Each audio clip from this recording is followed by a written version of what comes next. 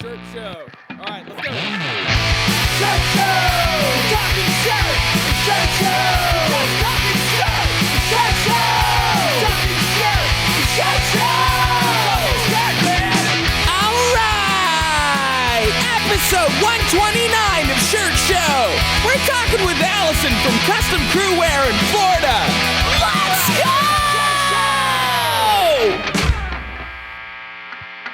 Hey there, handsome. Dude, you look so hard in that hoodie.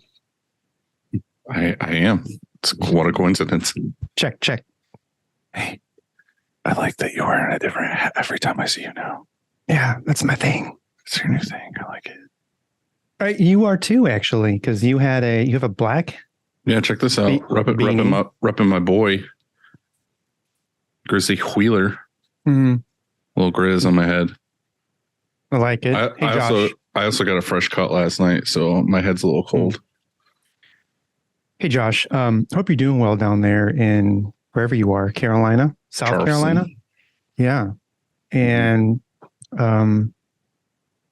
please have me come print at your shop. Mm-hmm. It'd be fun. You'd also have to redo a lot of stuff, but I mean, it'd be fun. Yeah, just when you order whatever your shirt, let's say you have to print 50 shirts, then be sure to order like 60, let's say. Mm-hmm. You know, because I'm probably gonna Or just another 100 shirts and a batch of cookies. make sure you have cookies. Make sure you have cookies for me and for your customer, Mm-hmm. so everybody's happy. Yeah. So Joe's parents are getting in today in a few hours, actually. Mm-hmm. It's been Are you excited? I can't wait. I'm super stoked. You know JoJo. She's really sweet and full of. Is her dad like a fucking bundle of joy? Like I picture him just being like a fucking rowdy son of a bitch. No, her dad is like her actually. Really. So a rowdy son of a bitch. Oh, oof! I didn't say that. In a great way. Like rowdy isn't fun. She's here, by the way, and she just luckily. I'll tell her to her face because Joanne's fucking a bundle of fun. You just put it differently. Like a minute ago, you said something, and then I'll tell her to her face, and you totally changed it. So I see what you're doing. Rowdy son of, get her over here. Here, she's eating. She's stuff. You know, I would say, yeah, she's stuffing her face. She's eating lunch right now. Leftovers. Joanne, I asked, can you hear me? Yeah. I asked if your dad was like a rowdy son of a bitch, because it seems like he would be being your dad. And then he's like, well, he's a lot like Joanne. And I said, exactly. A rowdy son of a bitch, like down to fucking party and fun. My dad is down to party, actually. See, there you go. Yeah. Well described. Right. He's a good time. Yeah. See? Yeah. You know how we haven't had a drink since the 4th of July. Yesterday, we bought a 12-pack of BL. He loves the Bud Light. My dad loves Mm-hmm. Yeah. Or Busch Light, I think. Probably Busch, but we got Bud. Yeah. So I don't know. It might be time. It might be time to have a BL with I don't know. Papa Jojo. Bill. This Yeah. is very celebratory. Mm-hmm. We'll see. I don't know if it's that great to go from not drinking to drinking a Bud Light. I feel like it needs to be like cognac or something. Right. Like if we were going to do it, we need to do it right. You're saying, Or just like a fucking Big Bear or like a Four Loco. Or if we are truly resetting, which is what we're doing, I guess, it's sort of like starting over. And one of your first things you ever drink as a teenager is like a Bud Light. Let's go Like you're not going to. farm. What? I don't know what that is. Bartles and James. Oh, yeah, I know that. You know exactly what wine coolers are, mister. I fucking smuggle them into the movie theater. Look at your memory, man. Like a fucking vault. No, that's not the right term. Like a Steel trap. Steel trap. Mm-hmm. All right. Well, what else? You want to say anything else? Joanne, you look great today. Thanks. She did. Guess how many push-ups she did? No fucking joke. Fucking, I don't know, like 500? Close. 569? 16? Say it right here. 16. 16 or 16? Did you do 16 push-ups on Andy this morning? You All know right, what? that's it. We're done here. Love Too you. much. You're not supposed to share that. We were live streaming it to you, and now I know. I said, I "Hey, enjoyed this it. That's why I thought she did. I thought she did way more, but you lost count." I was busy. Yeah. Hey, so how's it going there? I saw you were fulfilling. Yeah. I just need to get that area of the shop in order and more organized, and I was working on it. Oh, you weren't really fulfilling. You were just No, I was. organizing. I fulfilled, I don't know, a couple, maybe 40 or 50 orders this morning. And then I just folded a bunch of stuff, organized the shelves, moved some stuff around. Mm-hmm. I'd like to get it all redone and ready for next year. Yeah. But other than that, nothing crazy. Put out a "we're hiring help wanted" post on Facebook. I missed that one. I didn't see it. Oh, maybe because, well, I haven't been on Facebook today. Well, I geared it towards like 30 miles from here. So. Oh, well, that's weird. Mm. Do you have a little owie on, like a little boo-boo? Yeah, I do. I burnt my back of my hand on a heat press. And then today I was dipping my hands into the boxes for the fulfillment stuff, and it like ripped the fucking scab right off. So then I just bled all over everybody's order. And into their ice cream. Right. It's a little bit of DNA on every order. People will appreciate that. It's worth more now, really. True. Yeah, true. Yeah, so we're closing. What's your schedule? What are you doing on like Wednesday before Thanksgiving? We're closing at noon here. We have a normal full day tomorrow. That's what a dick. Yeah. But we're taking Thursday and Friday off. So yeah, so are we. Okay, cool. Seems like you'd let everybody go a little early on Wednesday so they can go. What's Wednesday? Thanksgiving Eve. That's fucking bullshit. That's what lazy people say. You fucking lazy piece of shit. We're here working. We're gonna have to have everybody stay overtime on Wednesday because you don't have to get home and get a fucking turkey or stuffing or your families or anything like that. No. That's not very chill. I told myself like, hey, just be chill and be nice like Dylan is. Dylan's so nice. And here I am being pretty rude. So I honestly just never thought about it until right now. Like Wednesday to me is nothing. And then Thursday and Friday I get. Like even Friday I didn't want to take off. Then everyone here is like, oh, why not? Why not? And I'm like, well, I guess let's take Friday off. Yeah, they want to go shopping. Nobody here's going shopping. They just want the day off. Yeah. I was at Target yesterday and I want a, what are those Bluetooth portable speaker things called? Probably that. A Bluetooth portable speaker. Yeah. I want one of those. And in there, like when you're there, they're posting Black Friday deals already. You know what I mean? Like, hey, tomorrow, or not tomorrow, but on Black Friday, this will be this price. So there was one that was $149. It's going to be $99. Not bad. Yeah. Yeah, I kind of want one of those bigger. JBL has a couple of good ones there. I don't want like the little pill one though. I want like a bigger one. You don't want one that you can like loop to your travel with, like loop to your backpack or something. You know what I mean? Yeah, I know. Why? Why not? That'd be pretty cool. Like if you were, let's say you're. You know what I hate more than anything?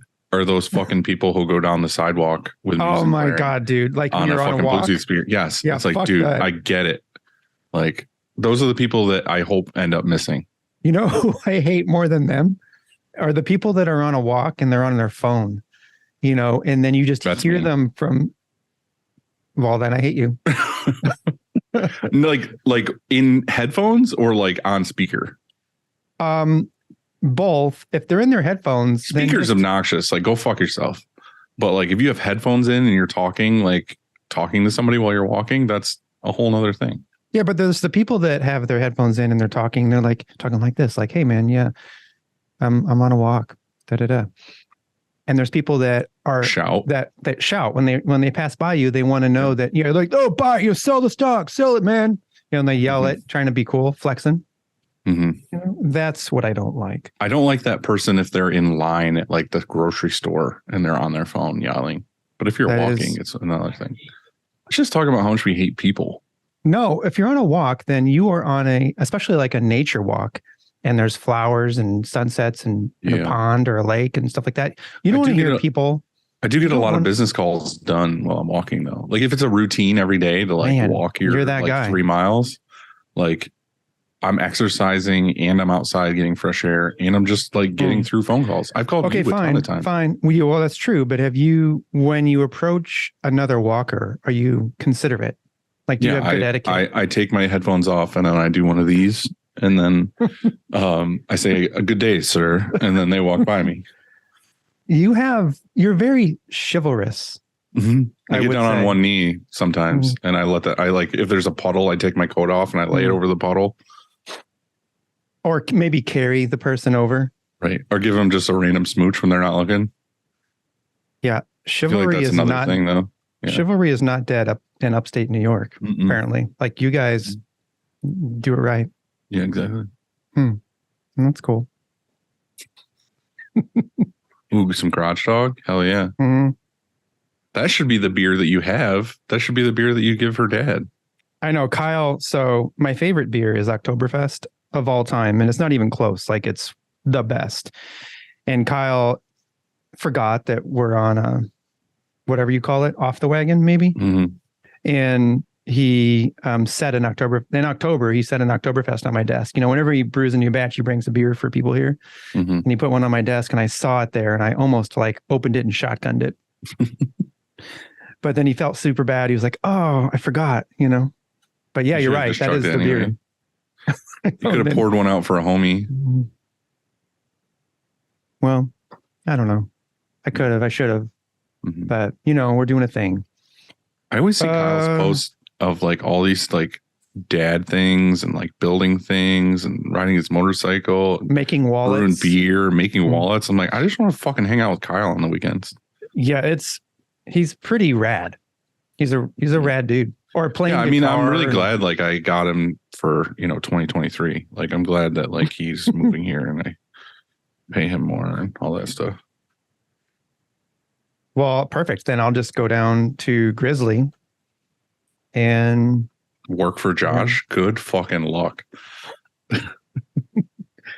I was laughing so hard when Brandon said he was going down there so many times because it would just be like a riot. I can't imagine working there for a week, because he's like the I picture him like sitting in the corner just like eating like loose roast beef. He's just like rolling up meat and eating it in the corner while he watches someone else print for him. And referencing stuff that you just like that goes way over your head. Yeah, you're just like, I have no fucking idea what's happening right now. But you laugh anyway because it's so good. Because you're uncomfortable.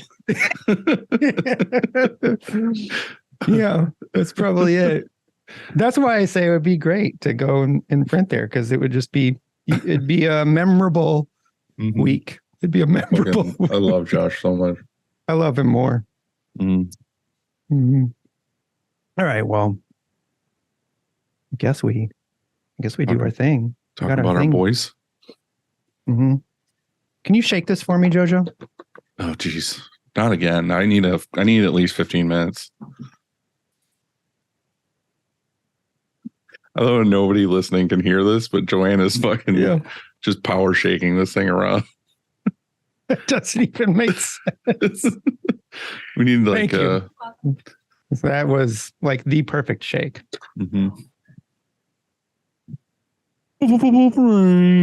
I wasted no time. No. Dude, I love how you and I were we were on a call a few days ago and then Frank you fucking called hung me up on me mid-sentence. I look at my phone and Frank's calling and I just went I can't remember what I was talking about. I was probably talking about like deep feelings or something. Probably. And you're like Frank's calling, gotta go. And it was like my phone's like beep, beep, beep. Like, what the fuck? And I never got a call back or anything. Didn't call you back. Mhm. I get mean, it it. was I mean, Frank. I fully understood. Like, as soon as you said Frank's, I was like, oh my God, can you hang up faster? Like, It's like the president's calling. right. Like, I mean, get to or him, more please. important, actually. More important than that. You just answer. Right. Oh, you know why he was calling? Not telling. It all starts with the screen. And whether it's new stretches or restretches, Frank and his team do it the fucking best. I was hoping we would say Yes. best at the same time there. Yes, by far. It's not even, it doesn't even come close.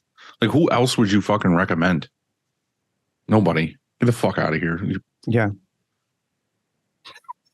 To find out more, go to graphicscreenfashion.com, rank.com, Rank.com. or Greatfuckingscreens.com. The greatest. heck yeah. Mhm.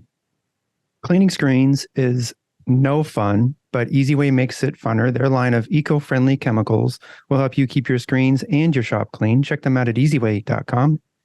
EasyWay. It's the easiest fucking way.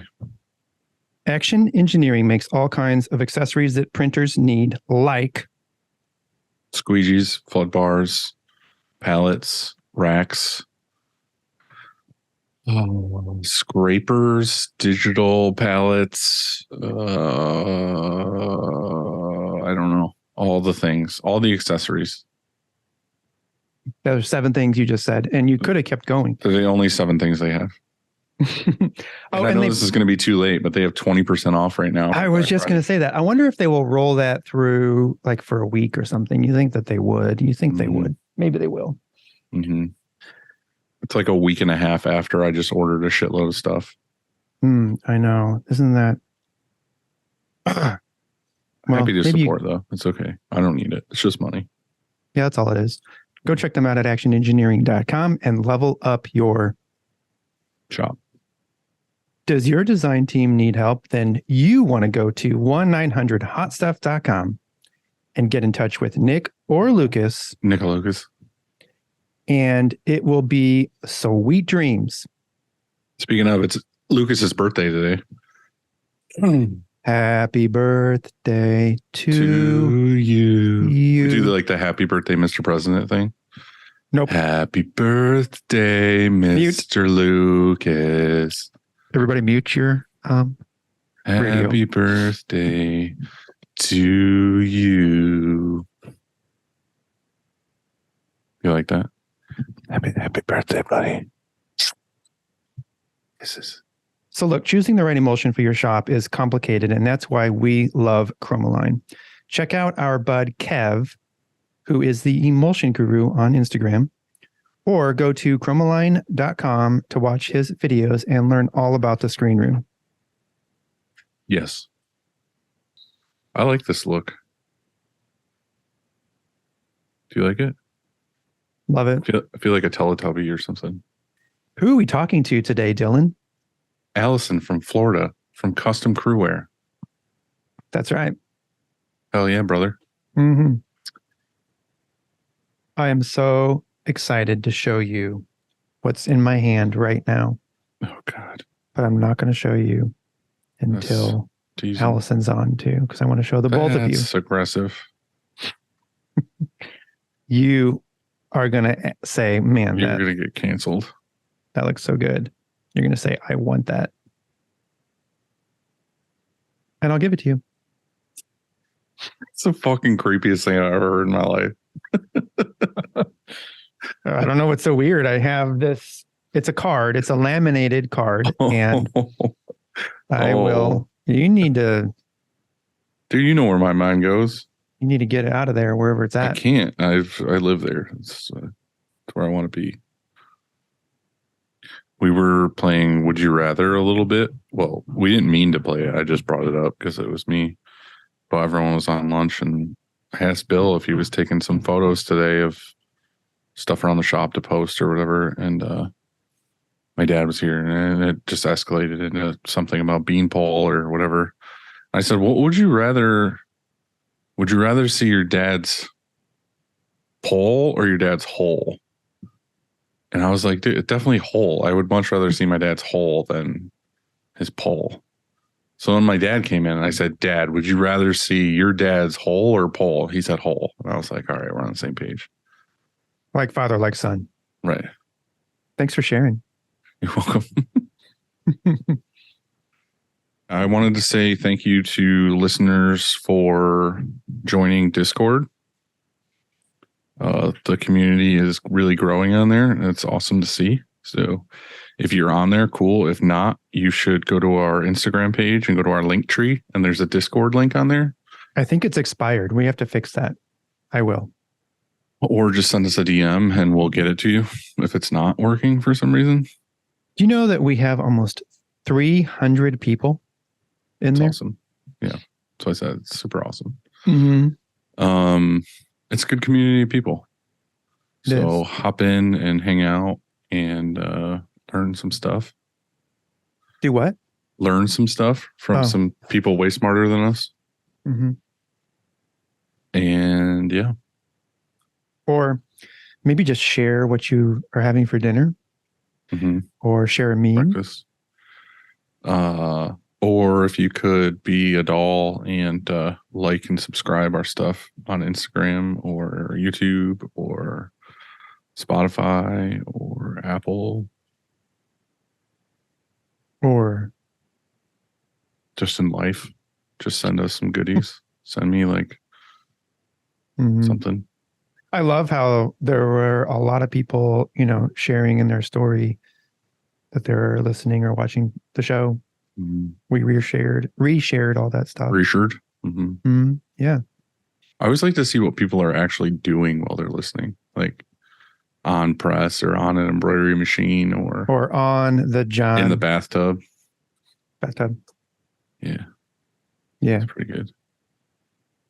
Oh. Oh, that's good. Oh, so good. Allison. Uh-oh.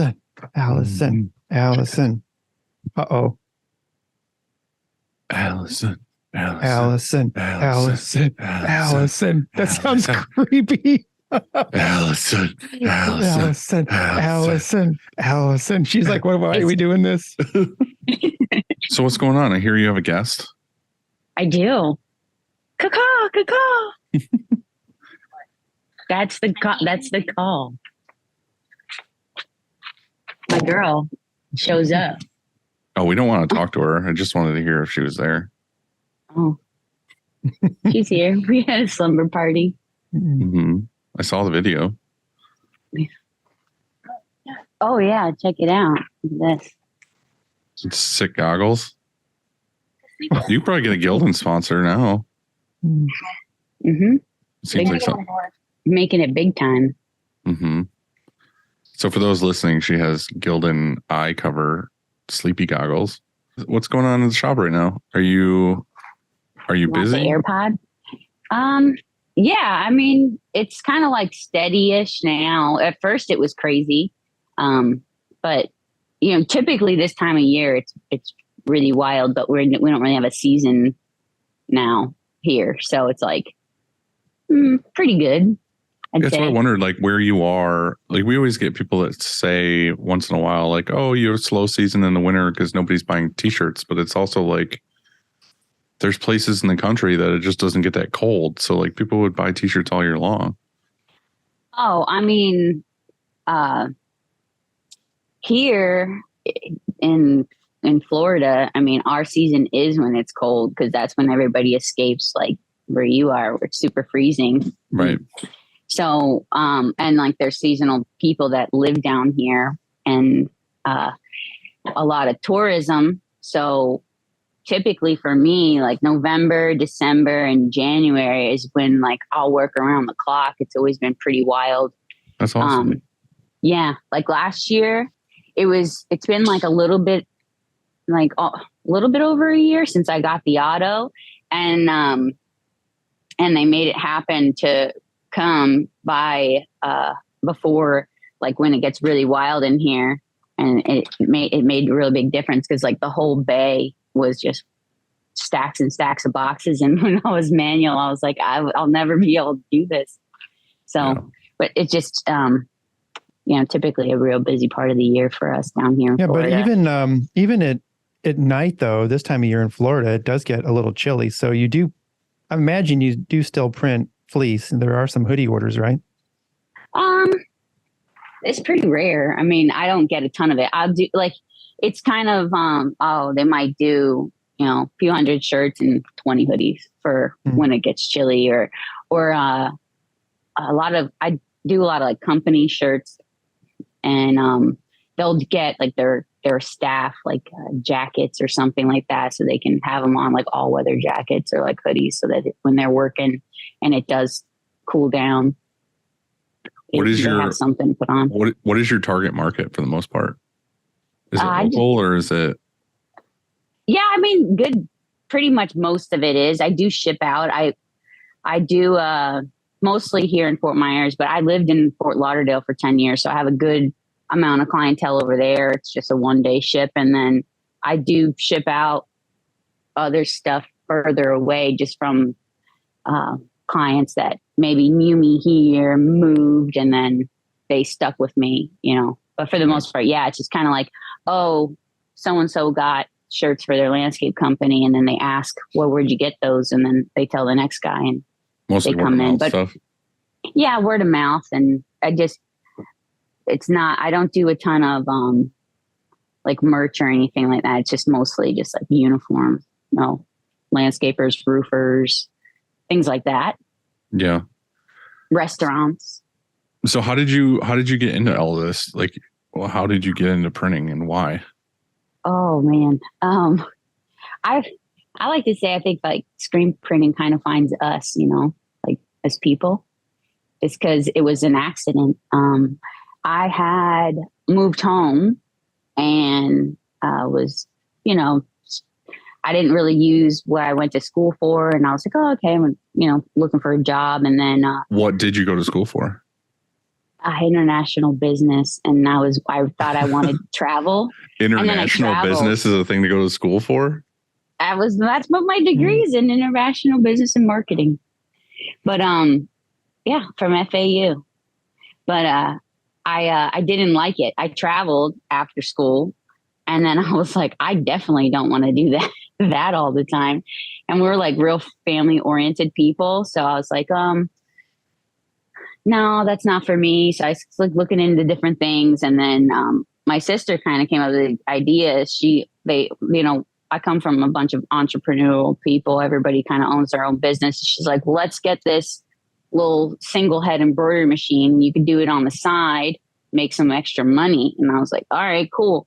And so it kind of started out like that. I was subbing out my printing to a good buddy of mine that we stayed friends in the screen print world. And then I, as it grew, and I'm born and raised here, so we kind of like picking up more and more people. And I was like, I think this could be a real deal business, not just something on the side. I think I want to learn how to screen print. And I went to a course. There was a shop out like about 30 minutes from where I am in Naples that was doing those courses through Ryanet, where you like, okay, yeah, it was Ryanet, the couple days course. Yeah, it was like screen printing. So I went to that, and I was like, yeah, I can do this. And then got like a entrepreneurial package with a press and a dryer and exposure unit and like a heat press. And then it was just kind of like got a shop. So you bought like the whole kit from them. Yeah. Just like kind of like everything you need. So you bought that kit and you put it in a garage, or did you lease a space right away? Yeah. When it was just the embroidery machine, I was in a shed in the back of my sister's property. And then when I bought that package, I had my first shop, not here. And yeah, I just, it arrived and started figuring it out. Now, you had enough clients from doing the embroidery stuff that you felt confident to just like buy a kit and start a screen printing shop in a shed? I mean, I think I don't know. I mean, you just kind of have to decide. She said she came from a family with entrepreneurial spirit. She was just like, I'm going to do this. I think that's remember we talked about that? I don't know, like a few months back, we said, do you think like you're born ready, like to be, like it's in you, in your DNA to be an entrepreneur, you know, or is it something that you can teach and learn? And I think that it's probably a combination of that, but there, you know what I mean? There's a little of both in there. Like you said, you went to school for international business. Yeah. And while you're not doing international business yet, it probably helped, you know, there were some courses in there that you probably. I still think international business is horseshit. I feel like that's not a real thing. That's like something. I'm gonna call my mom right now and be like, "Where's my diploma? Is it soaking wet, like, or can you show it to me?" I feel like that's something that some like asshole puts on his business card, and it's just like, "What are you? International businessman?" Yeah, for sure. You should definitely have that on everything that you have, just like international businesswoman. It would be totally. You should so inaccurate. You should put that below the Step Brothers, another poster below the Step Brothers We're Here to Fuck Shit Up, because it would just go perfectly. Because they had actually, I think theirs was like global or something like that. They had some global, whatever that was. So yeah, I believe our shirts come internationally, right? So that counts. Yeah. Oh yeah, prestige worldwide. Yeah, prestige. Yeah, right. Tell Dylan to shut up because that's a real fucking degree. It's all right. I mean, I believe it. I'm just saying, it's just I've never heard of it. It seems weird to me, but I appreciate it. I'm glad you got your degree in it. It was a thing when I was in school. There was something I saw, Annie, to your point the other day, that was just kind of like what makes a person like an entrepreneur or a business thing or whatever. And it was just like, it doesn't take money. It doesn't necessarily take smarts. It just takes grit and someone who's just willing to not give up and just do it. Like you could just be like me. Like I didn't fucking know. I was horrible at school and I dropped out of college and I was just like, I guess I'm going to do this business.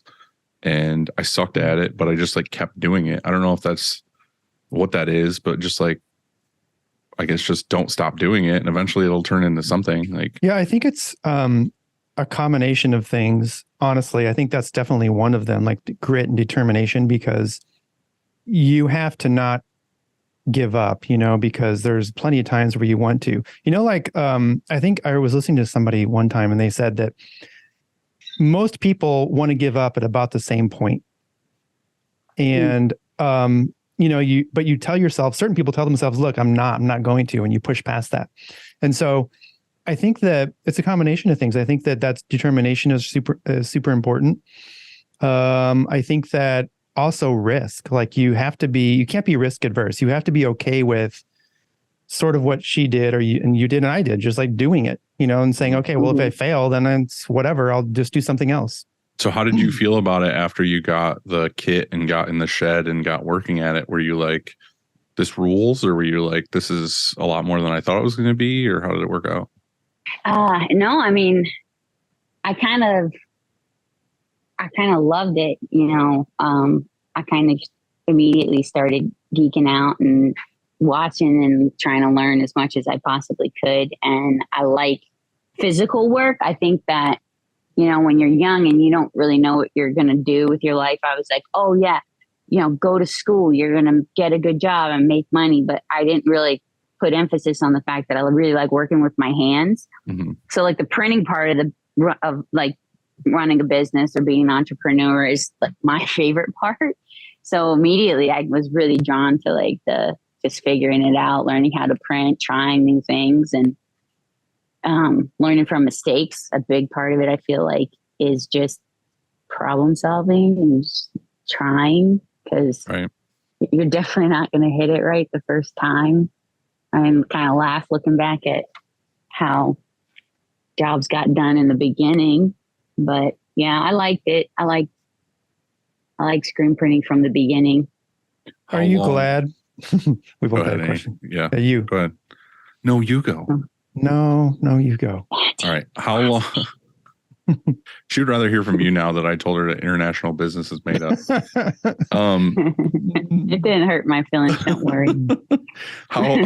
How long did you do that? How long were you with that kit in the shed? Well, I moved from the shed after I bought the kit. So I started in the shed with just a little single. It's in the corner where everything goes to die. Everybody has, you know, like the So you equipment still you have don't it? use anymore. Oh yeah. I don't use it. But yeah, it was just like one little machine and it was in the shed. And then when I got the package, I found the shop. And then, how long did I manually print? I manually printed until I got this machine last year. But you So upgraded it was- to a different manual, or was it the same manual? And then, Yeah, no, I got a 6.4 and I printed on that forever. I also have a 4.2, but I had bought it because I couldn't afford to go auto. And I was like, oh, I'll just get another printer in here. Mhm. But that's kind of difficult. I mean, it's not a common thing that people know how to do, but then also it's still really, it's a lot slower. So it didn't work out for like what I was trying to do because the orders that were coming in were just longer runs. Yeah. I feel like that's something that a lot of us do, though. Like we come up with an idea because there's a bottleneck or a pain point, and then we realize that, oh shit, like I invested in this and this actually isn't going to work out. Is that kind of how it was? Like you bought that press, got it ready, and then tried to find somebody to fill that spot and it didn't work out? Or did you find somebody and that person didn't work out? There was, you know, someone I did try to train a little bit, but like for the most part, when you're, like I was doing it alone so long, like it took so much time out of like production to focus on trying to get someone good at it that it didn't really make sense. And where I mean, looking back, I think the biggest mistake I made is I went ahead and bought a bigger embroidery machine before I went auto. Why do you think that was a mistake? Because printing became less obtainable quicker than, you know, embroidery. So it was like I spent all this money on a machine when I was, you know, newer business, and then I couldn't afford to buy the next one. And I think I would have grew like better if I would have, you know, continued to maybe sub out embroidery more. Oh, I was subbing out bigger jobs and then went auto first and then invested in an embroidery machine. You kind of live and you learn. So it was bottlenecking at embroidery too. Like it was equal bottlenecks, screen printing, embroidery. You decided to buy an embroidery machine and not job that out. Yeah, because it was just taking so long. So like at first, like I could handle everything manually printing. And so all my like print would be done, but they'd be waiting on, you know, 20 hats or something. And it just became kind of an issue because, as you guys know, everybody needs it yesterday. So well, you were also trying to do both parts of the business at the same time by yourself, right? Like you didn't have anybody else doing it. Yeah, no, I've had like I had part-time help here, like in there over the years, but yeah, I've been for the most part the one that does a lot of it. How do you handle that now? Because to me, it seems like two totally different divisions. No, now I have help. No, I have a really great girl. She started a while back now. She handles all I just give her the files and everything. She does all the embroidery and she does all she'll do my screens and things like that it just became unrealistic for me to do it. And it was costing me money because I'm like, I should be producing. I shouldn't be, you know, doing embroidery or reclaim and stuff like that. So now it's wild help having her and she's really wonderful, but it was kind of hard to fill that position because, you know, I've tried, there was a few things didn't work out, but then my brother-in-law actually introduced me to her. She's great.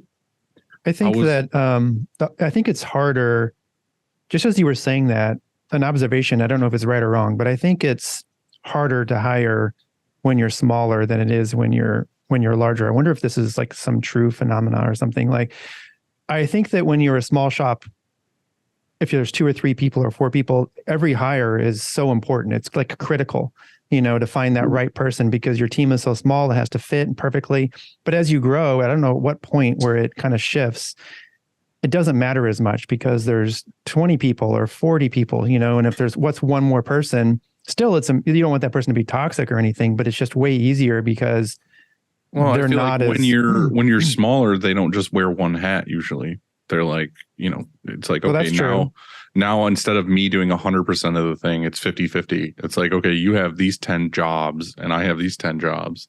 Yeah, you're saying you're not hiring for like a specific role. Right. You're hiring It's for like, a bunch hey, of different stuff. I need you when I need you for this and that and the other thing. Mm-hmm. Yeah, definitely a lot of hats. I mean, it's like, oh, we got a real print heavy week this week, checking these boxes. Just got to know how to do that, the order forms. And Right. yeah, I get it. That makes sense. I mean, how was the I'm not transition there for yet, you but from manual to auto? pure excellence. Pure excellence. It was wonderful. I was killing myself. I mean, I it's not that it just was, it was way too much to even be able to do. So I just kept like hurting myself by doing crazy long hours to try and get everything out. I was like super fortunate to keep that relationship with my buddy that's local. And like, he didn't have at the time an embroidery machine, like a bigger, like any embroidery machine. And I didn't have an auto. So what we did for like years is trade it out. So I would do like a day or two at his shop and do like my bigger jobs. And then I would just take all his embroidery and do it for him. And we just traded. So that made it possible. But going auto was everything. And it's crazy. Like you guys have said this many times on the show, but like, it's like as soon as you go auto, like more comes. And that's just kind of how it worked out. I was, continuously picking up new jobs and like, it just became possible. I mean, there's only so many hours in a day. So it was really nice. And I like, well, that was the goal. Yeah. It's not necessarily that you got an auto because of the work. You got the auto for the, your own personal life. Like you're not there till all hours. I mean, seems to me you're there at all hours of the night now because you're ready to jump to something else. But yeah. Is that where you're at right now with that? Is like, you're like, oh shit, I should hire another helper. So you're not there? I mean, I don't know how to really honestly answer that question. That's intentions, right? But I kind of like, the problem is I kind of like printing after hours because like, and then you're not talking to anybody, nobody's popping in, and you're like, oh, I can like just jam out and focus on this and get something done. And I actually like printing. So yeah, I mean, there's a difference between liking to print at night when no one's going to bug you and working from 9 a.m. till 9 p.m. Oh, can you teach me? Oh, that's what you're doing. You're doing a whole day until the wee hours of the morning. Yeah. But like we talk about too, if your work-life balance, if you're okay with that, because everyone's different, right? I think it's just certain times, not always. Right. But the good part is that you enjoy it too, though. You're not just like, oh, I fucking hate this. Well, my employee, she's real smart. So I'm like, been training her too to learn how to operate the press. And then what the goal is kind of like when, I have to focus on other parts of the business and I can have her, running jobs and then kind of hire someone to fill her position, and then she can be a press off and I can kind of, some like, especially during the day. I mean, it's when people come in, they want to talk to me or I might be busy doing other things. So I want it always spinning. So I'm trying to train her up on that because she's definitely capable. And then, try to keep some more normal hours eventually. Right. If you could hire someone right now who you knew like guaranteed was a good person, good fit, good everything, what would you hire them for in the shop? Like what would be your perfect hire? Would it be like front office? Would it be like running the press? Because I feel like you want to run the press, but I know I do want to run the press, but then I do. I love it. But I don't know. Maybe I should ask you that question. What do you think I should do? Because I do like the operational part, but at the same time, it's difficult because I don't know that you guys have this in your shops, but like, at what point when you grew that people stop wanting to talk to you personally, because like most of the time people, not to sound come in and they want to ask me questions all the time. Like, I'm like, are they going to be as trustful of everything if there's someone else there? Or I think it got to the point where we talked about this last episode with, but we were just trying to Brando. Yeah. But we were trying to say that being honest with the customer is better than letting them down. Like, I would rather tell them like, hey, if you want this done right and you want this done in a timely manner, like you have to go to this person. Because I feel like so many people, like you said, want to talk to me, or they call the front desk and they want to talk to me. But the first thing I do is I might pick up the phone, but I'm like, hey, like, I'll be like, hey, what's up? And, talk and whatever. But when it's time to place the order, I'm like, what you're going to want to do is you're going to want to talk to Sarah, Morgan, or Maggie or whatever, because I will fucking drop the ball. Like, I'm telling you right now, like, if you go through me, if you really want to go through me, like, you might get them a month later. Yeah. But like, if you want it done correctly, like, go through one of these people. So I think, Dylan, let me read you an email. Okay.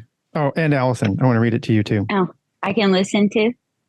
Yeah. You're allowed. So, because I think this answers your question. So, I think that, so I'll read the email first. So it says, sorry, I should have this more queued up. It says, Andy, hope all is well and happy Thanksgiving. Looking to get some more hooded sweatshirts screen printed. Can you forward this to the correct person at your shop? And so this is somebody that I used to help in the past, because I bought our granite quartz countertop from years ago. And when I did that, he started getting shirts here. And so I just did the deal with him. But eventually, I don't do that anymore. Like, I don't do order intake. And so he knows that. And so I think he reached out to somebody and they aren't here anymore or something. And he probably just emailed me and says, hey, put me in contact with whoever I need to talk to place an order. And so he's totally fine with that. He's still coming here. It's not like he's going somewhere else because I'm not helping him. He probably doesn't want to help me to help him anyway. And instead he's going to help, I forwarded that to Lauren and I just replied to him. I said, done. And I said, thanks and happy Thanksgiving. And so, you know what I mean? I think most people are going to be cool with, if you hire somebody for the front end and you hire somebody to help order intake, they'll be cool with that. Maybe they do want to talk to you sometimes, or maybe it will escalate. If something goes wrong, they'll probably reach out to you and say, hey, this went wrong. And I just wanted to let you know. And there maybe will be some people that still just want to deal with you. And they're like, look, don't pawn me off to anyone else. I want to deal with you. And that's okay too. I think they're more like excited and stoked for you that like your business is growing to where you have more people. You know what I mean? Like, if I was to go to a buddy and try to like support his business and send business there, like, I wouldn't be offended that I talked to somebody else at the business. I would still be happy to be supporting his or her business. You know what I mean? Yeah. So that's why I think you just need to take a step back. That's really good advice. I think you just need to take a step back without like looking at your current workload and be like, what do I actually fucking want to do here? Like, international right business. now, international business. Like, you could try to just start doing more international. But I think that like, realistically, like, without your current schedule and workload, be like, what do I want to do? Because that's what I had to do a while ago. I had to just be like, what am I actually fucking good at? Because I'm definitely not good at responding to emails. I'm not good at, I can do all those things. I'm just like, timely wise, like, I'm not great at it. But I know like I'm strong and like I can talk to people and I can. You're so strong. I'm so fucking really superhuman in strength.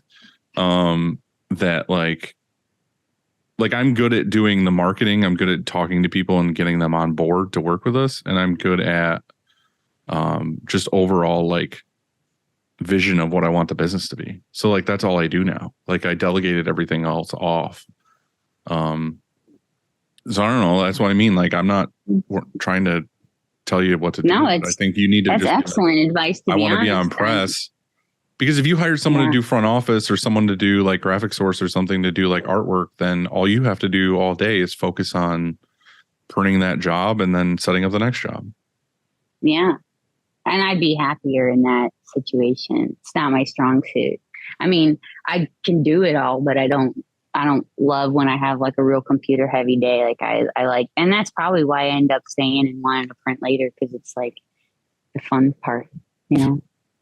Right. But that's really good advice. Cause I always thought like, oh, I need to be the one up front doing all that stuff. But you're right. I mean, I don't really have to be, like you and Andy just said, and they'll respect you and look for the growth. And I mean, if there's any question about something specific, I could still be there, but maybe not for the, right. you know. And I think you've got one of the best people I know sitting right in front of you that could easily help you train someone to be in the front office.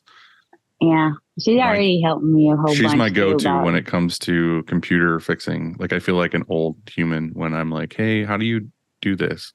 Or vitamins. How do you think we're even set up right now? It's not because of me. Right. She got the iPad and she came to save the day. Can I show you guys something? Andy, not right now.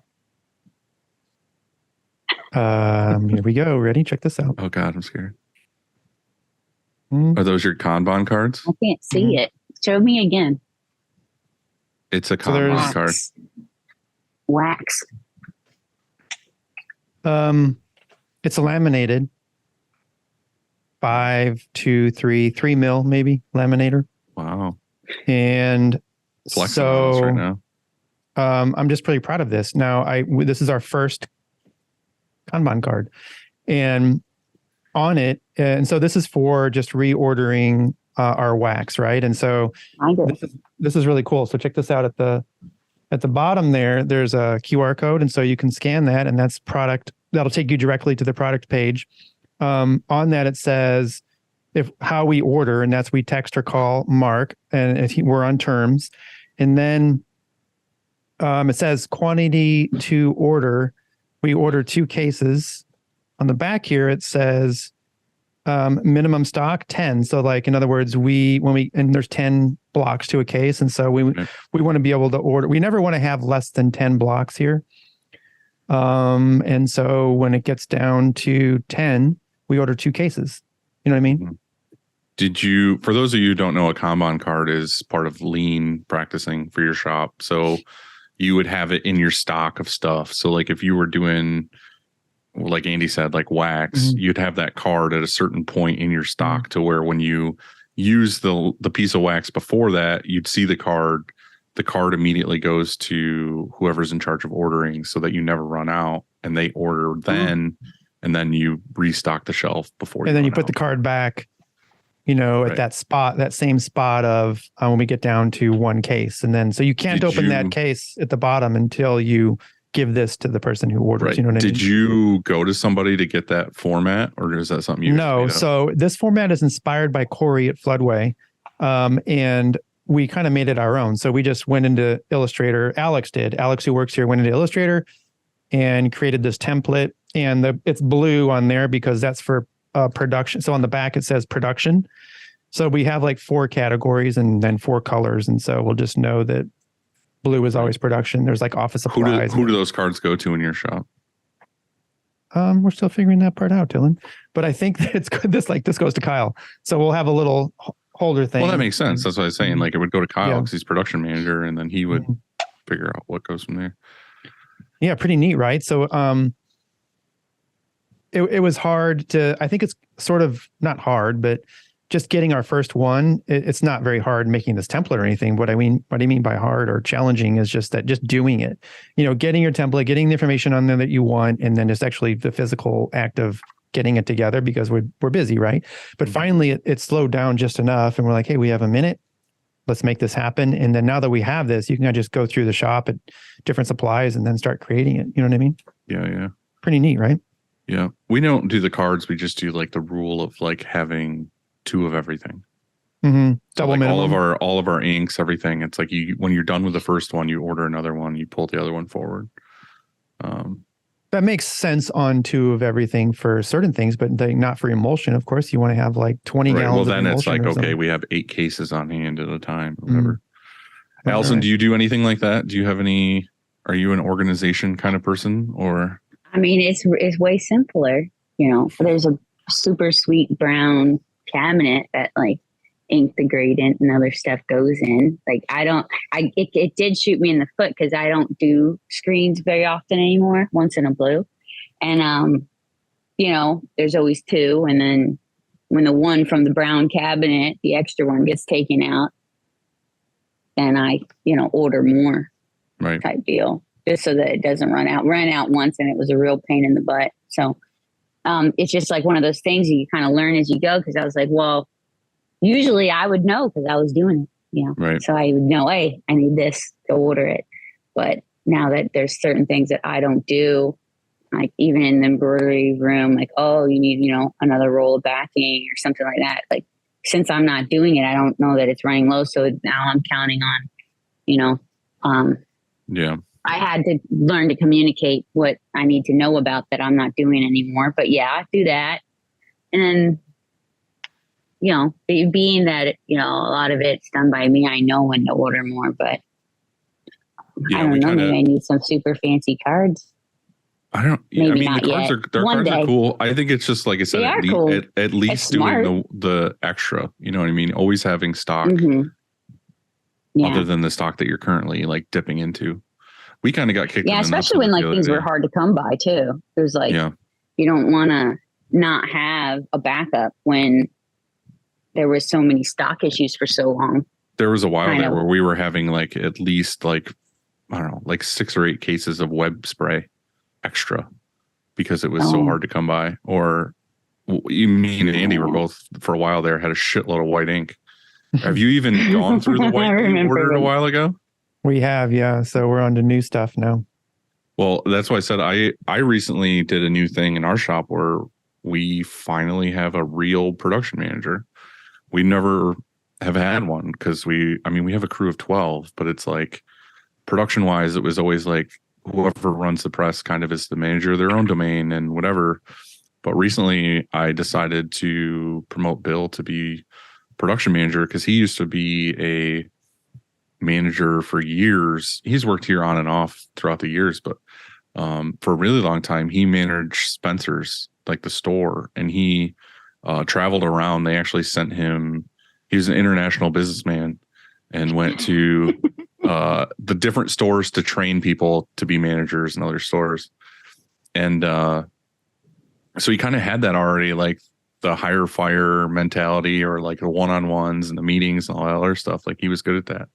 So I kind of put him in place here, and it was last Monday, I think, was like his first day doing it. And it was nice because he like did a whole shop meeting, did one-on-ones with everybody to find out what everyone's like, you know, issues were, if they had any, or things that we had issues with them.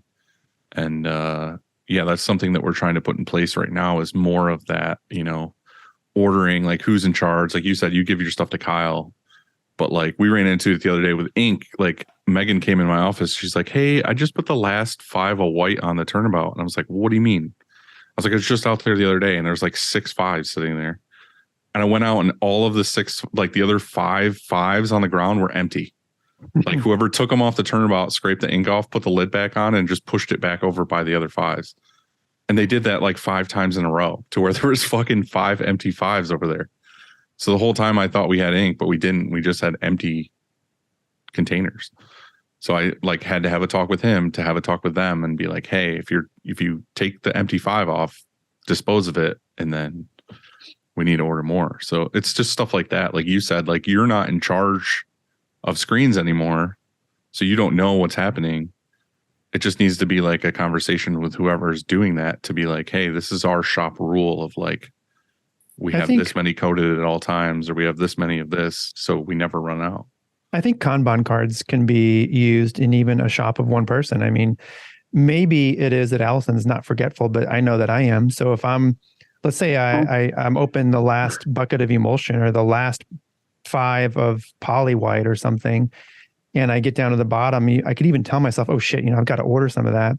But then I get a phone call, or I'm on press, or I have this email quote I got to get out because I'm a 1-person shop, and I forget that I do need to order super poly, and then it's 5 o'clock, and then it's too late to order, and then the order's due, and then I think that it would work in no matter what size shop, really, just to make sure that it just never happens, that you don't have the right ink or you run out of supplies. You know what I mean? I think it can work regardless of size. I agree. Actually, I think that's a good idea because, like, if I do get distracted a lot.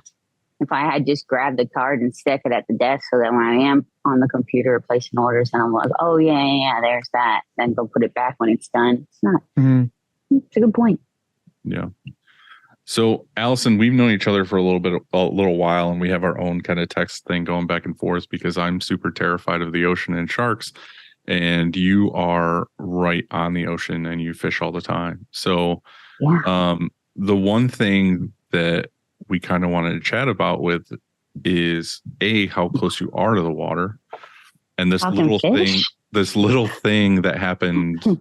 How long ago was it now? Like a couple weeks, where hurricane went right through where you live. Oh yeah, big time. So you want to know in respect to the water, what happened? Just what happened to your area? Like how affected were you? And I know, but the people listening don't know. Yeah, I guess. Yeah, I mean, it probably is interesting to hear from somebody that was like the right in where it was. It was huge too. Like if you're not from an area that gets affected from hurricanes, the size of this storm was just giant and it was slow moving. So it was definitely really powerful. So my shop is on the other side of town, more like towards the interstate, but my house is, it's really close to Sanibel Island. So it, like you said, do a lot of fishing. It takes, maybe 6 minutes to get to the bridge to get over to that island from where I live. And what happened with the storm is that in our area, it like the water from like the canals and the bay and the beach connected together and just went through. So the flooding was wild. I had gotten a phone call from my dad in the middle of the storm. He's like, it's coming in. It's filling up like the bay, my whole downstairs. And thankfully he had an upstairs, but like his whole downstairs was full of water. And I can even imagine, like I'm in such an area where like nothing happens. Like the worst we get is snow, and snow isn't like a crazy, like, yeah, it sucks, but like, it's not something that's just like sweeping houses. Yeah. Tell away. that to Buffalo right now. They got like 7 feet. I thought that was you for a little bit. Right. There. But that's what I'm saying. We're used to you. it though. Like you guys are used to hurricanes, but like it's snow. It's like the worst thing is like we have to fucking shovel or like, so Allison, how do you, I have a couple questions with regards to that. So how did you prepare? What made you stay? Because a lot of people are like, oh, I'm going to get the hell out of here. I guess I know you grew up in Florida, so maybe that has something to do with it and you're used to it more. And then how has it affected you and your business now? That's a lot of questions at once. That is, I'm going to try to start from number one. What made me want to stay was number one. How did you prepare for the storm coming? Well, we're from Florida, so usually it's a lot of food and beer. I was going to say, just get some extra beer. Nobody really believes, like, we always get threatened with the storm surge and it's going to destroy everything. And it usually doesn't have wild flooding. Like, it was kind of like, oh, now the difference of how I will prepare for a hurricane now as opposed to before this one, it will be wildly different. Kanban cards. For sure. Huh? Kanban cards. Order new house. Like when your house gets leveled, you just pick up your Kanban card and you put a new one in. Yeah. I mean, that works. I'll put that on the list with like hard hats and life preservers. But, so that was definitely not like, but I was at a wedding in Maine when the storm was like, oh, it's going to affect your area. And I was like, all right, like we'll get through it. And then I was supposed to go to Fort Worth that weekend that it came through. But I was like, I can't go now. And then my sister called, and she lives more like inland Fort Myers, whereas we're closer to the water. Me, my mom, my dad, and my brother all live in the same neighbor, like near each other in the same area that's closer to the water. And my sister lives inland. She's like, well, everybody's coming here. And I was like, all right, me and Arlo are coming. She's like, yeah. And I was like, okay. So we all were at her house. Pretty much my whole family was there, except my dad. He stayed at his house. But he has a generator. He didn't really think what happened was gonna happen. And then, so that's why we stayed. It's a really secure house. Her house was fine, just a bunch of trees and stuff, but no flooding in her area. What was the third question? Oh yeah. How has it affected your business? Oh, And the not even just your business, because I see that it's there and everything and it's not gone, but like, how has it affected Right. people placing orders in other people's businesses? You know what I mean? Oh yeah. So right after it was super wild because there was a ton of people that had to take on more employees because, all the roofs need to be fixed and all the trees need to go. So and then there was a lot of companies that were like, how soon, are you operational? When can I get these? Because all my employees lost all their shirts because it washed away in the storm. So it was really, really crazy right at first. And then I noticed now that there's going to be a good portion of it that just won't happen this year because, I have some really regular clients that are have to do with the water, like tackle shops, water sports shops, and that's just not gonna be a thing. Like their business got decimated. You know what I mean? For at least a period of time. Right? Yeah. I mean, well, one, you can't even go to Sanibel right now without a permit. You have to be there, either rebuilding or doing some kind of emergency work to even go there. So there is no tourism right now. And it wasn't just Sanibel. Fort Myers Beach got leveled, like a lot of it. The whole place looks completely different. Everything that was is right, you sent me a video even the other day Pine of Island, you driving down the Mountain. road. And it was insane. That was my dad's street. That was crazy. It was just basically everybody's belongings. You It's still bulldozed there. homes and just pushed them to the road. It just That's looked pretty like much what rows and everybody had rows to of do. debris. Everybody had to do it. That's crazy. The first few days, that's what we did at my brother's house, and we just, made this giant. Everybody has these giant piles. If you go down to my neighborhood right now, there's just not enough people and not enough trucks to dump it all. So down the road that takes you towards the beaches, it's just huge piles of everybody's So what do they do with the belongings. piles? Is the town or city pick it up and take it somewhere? Yeah, they have these giant claw trucks that come and they fill up the trucks, but it was just so much of it that there's they can only do so much, So they're getting to it, and they've done a good job, working on it, but it's just so much because think that whole area, and then not just that area, then you have, it's pretty widespread. So you have all of Sanibel, a good portion of Fort Myers. Cape Coral had a bunch of flooding, which is right there. And then also down Pine Island. Right. So there's just so much for them to pick up. You don't have to get into this if you don't want to, but how much did it affect you personally? Because you were saying your family's houses and all this other stuff, you kind of had a weird living situation and still kind of do, correct? Yeah. So when it all happened, my brother-in-law, he said, hey, only the adults are coming. We're going to go check on the houses. So my cousin, she's got a condo. It was me, my mother, my sister, and Brittany, my sister-in-law. And we went by house to house to go see who got water, for sure, and who didn't.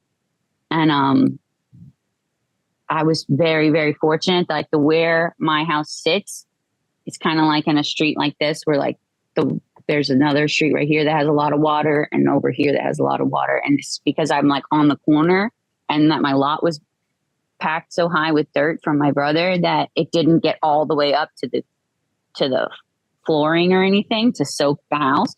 So we drove around house to house and just saw, who got flooded and who didn't. And, unfortunately, my mom, my dad, and my brother all did. And so we slept at the shop for a while because my shop's, like I said, across town and had power and running water, so we could use the bathroom and so have you're AC just and stuff. air mattresses on the floor of the shop. Yeah, we did. There was 7 of us. So we did. We slept here at the shop, and then once my house got power, my brother's family now lives with me until they're gonna have to tear down and rebuild, a home.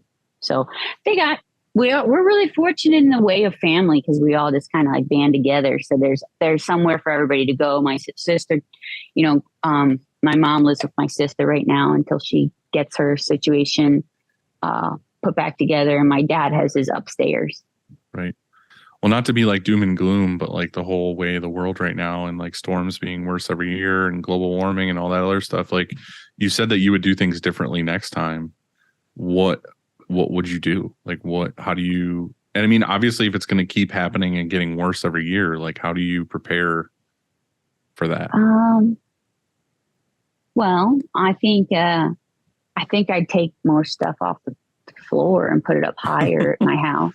Yeah. My unfortunately, my brother's family lost a lot of memories and important paperwork and stuff because it was where all the water came in. I do that. Like I said, I mean, I take storm surge a lot more serious because it's always, oh yeah, it's going to happen. It's going to happen. It doesn't happen. So nobody really was oh yeah, it's going to flood that bad, but it totally did happen. So, is your shop in a spot where it would never be affected for the most part? I don't know if it would never be affected, but it would be really difficult for this place to go anywhere. It's a giant concrete building and it has, a shutter, and it's not near any bodies of water. So I knew the shop, I was pretty confident that the shop was going to be fine. It would be pretty.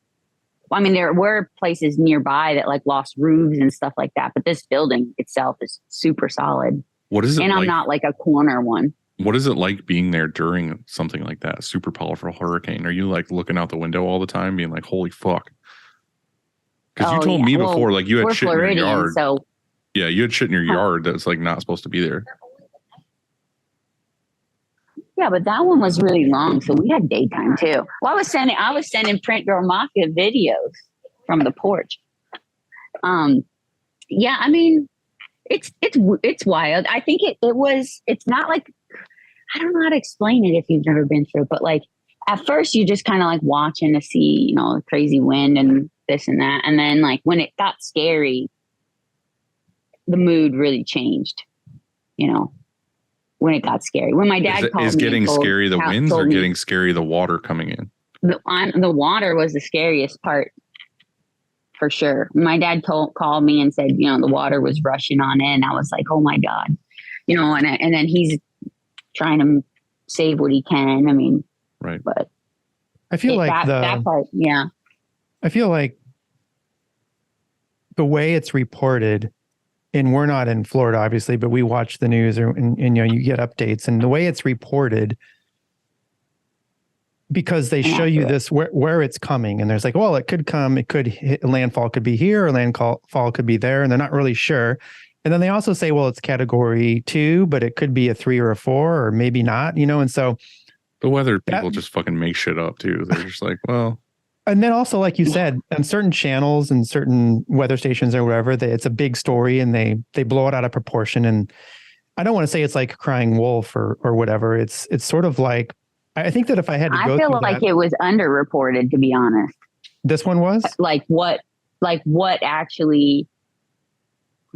I don't think that the death tolls or nothing was accurate. I don't think a lot of it was. Oh, you're saying that. I think that they report what they want to report, but when you see it, it's different. It's just different. I think that it would just be hard to decide if you're staying or going, and you're attached. This is your house and your family and your shop, and you're hey, I want to stay here and make sure that I can get the water out or whatever. If it starts to flood, I can do something about it or whatever that is. Oh. And then also there was you're a watching 0% chance I would have stayed at my house. I knew my sister's house was going to be safe. Right. But yeah, no way. Well, you also have a son to look after. Yeah. So you can't just think about you sitting at home being like, fuck it, let's ride this shit out and like drink some beers and shoot some fireworks off. Yeah. Well, I'll just go to my sister's house and drink beer. Exactly. Well, I'm glad you're okay. The number one. Thanks. I'm glad you guys are, your family and everybody is safe and happy. It sucks to lose their house, but we can rebuild and make it cooler. And, that's been the attitude, I mean, that's been the attitude. We're all real fortunate to still have work and each other, and people like you guys. Oh, thanks. What to jump in and help out.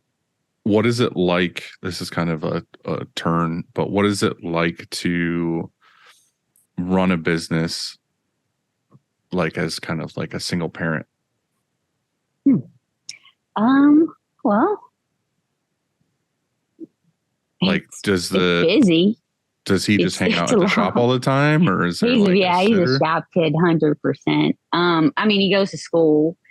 When I started the business, he was an infant.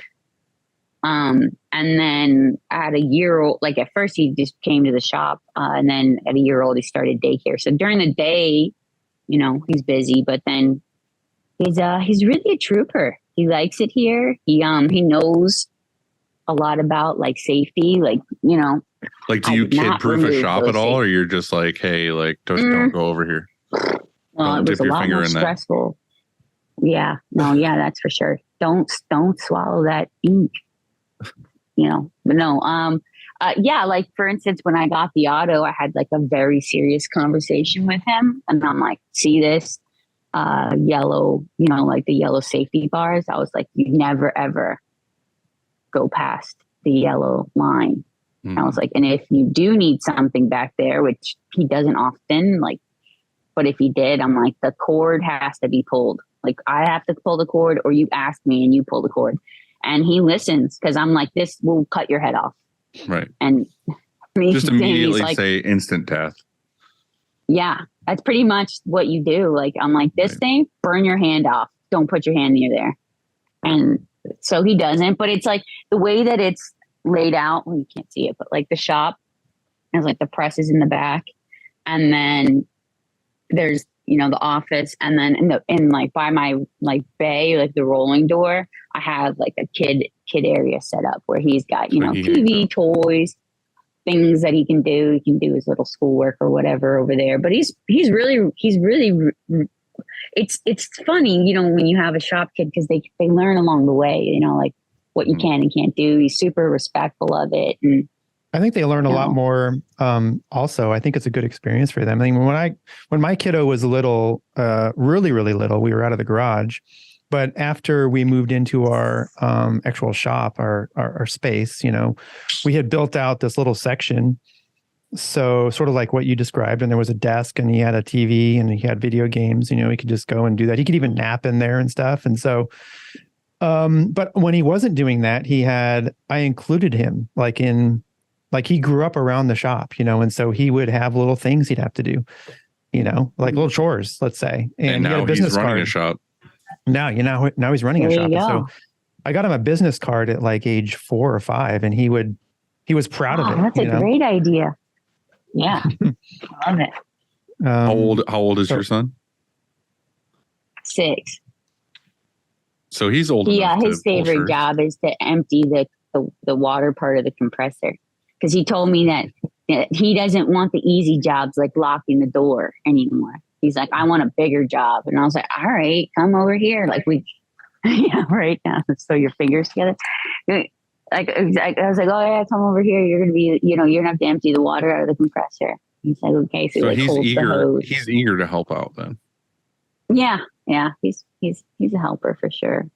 Well, then you don't need to hire someone else. You can just wait until he's old enough to just do some shit, and then child labor is so much cheaper too. Right? Be like, do you want to eat tonight? Then you go fold these fucking shirts. My kids All are right. are really. I mean, they're here, but they don't ever really go in the shop. Like they get off the school bus here, and they hang out here for like a couple hours. But usually they're just, my son goes home and my daughter sits on my couch and just like looks at her iPad, and that's about it. So it's not The whole really. time, even when they were younger, they weren't interested. No, not really. I feel like they just kind of never cared really. Oh, yeah. I guess that makes sense. If you're in the office, it's not as exciting. Yeah, I'm not on press all day, so they're not out there hanging out with dad. They're in here, being like, I want to do Yeah. what you do when you're older because you look like you do nothing. Oh, that's cool. Well, what does the rest of your year look like? Both of you. Like, just curious. So I always like, so when we get to Thanksgiving, like this week is one of my favorite weeks of the year because it sort of, it symbolizes Thanksgiving's my favorite holiday. Thanksgiving is my favorite holiday too. And Thanksgiving Eve, which is tomorrow, Dylan doesn't celebrate. He doesn't know about, but tomorrow's Thanksgiving Eve. It's a very important holiday too. But I have, why is this my favorite time? Because we've sort of reached this spot of, it's not insanely busy.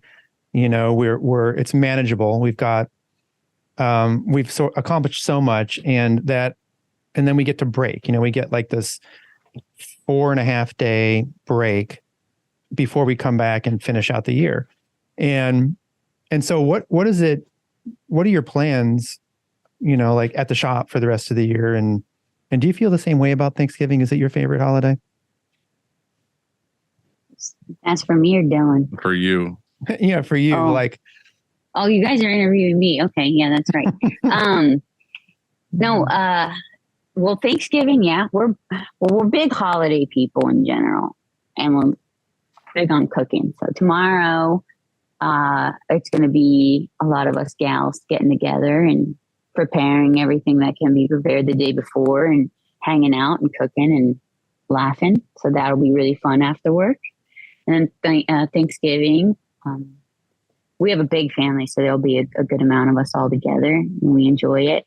And the rest of year-wise, like we kind of have our own holiday we kind of made up because we call it Christmas in pajamas. Because when there's so many of us, and as like everybody started to get married and started families and stuff, to get together on actual Christmas and see everybody, like all the cousins and stuff, just became rough. It was just too hard, And then so we started celebrating things a little bit earlier, or like Thanksgiving, we'll do like a Sunday after and have like cousins brunch, just so that everybody sees each other. But Christmas in pajamas is pretty wild. There's usually, I think since we've been friends, you've seen what my holiday gets-togethers are like, Dylan. Mm-hmm. Like, rowdy. You think I send you videos on Easter of us shooting skeet? But it'll be like cornhole tournaments and a bunch of food, and I make T-shirts for everybody on Christmas pajamas, and we do like white elephant, and the kids pick a name and do something thoughtful for one of their cousins, and it's a really good time. So that's probably my favorite holiday, Christmas in pajamas. Sounds pretty good. You want an answer from me now? Come on down. Good. Yeah, let's hear it, Dylan. I'm a Scrooge, honestly. I don't know. Like, I don't really ever want anything for Christmas. I like getting people gifts, but I also hate like decorating for Christmas. Like, I don't want I don't really want a Christmas tree. I don't want to put lights up in the house. I don't want to do all that stuff. So like, I'm not the guy to talk to about Christmas. I like Christmas because I like seeing the kids get stuff and like their experience, but like, I'm not the Christmassy. They need to have that movie, whatever, Scrooge or whatever, needs to be for me because I'm the grumpy guy. Yeah, I feel the same way. I'm not about the holiday as much as I'm about just getting, like family and food. That's why Thanksgiving's so great. It's just family chilling. and food. Yeah, that's what I mean. It's just like, it's all. Yeah.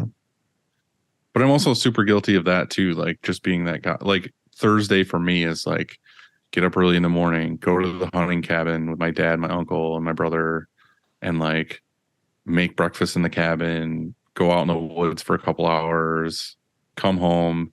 And usually it's like by the time I get home, it's like it's time to eat. And like disrobe hunting stuff. I sit down, I eat Thanksgiving, I immediately go sleep in my chair.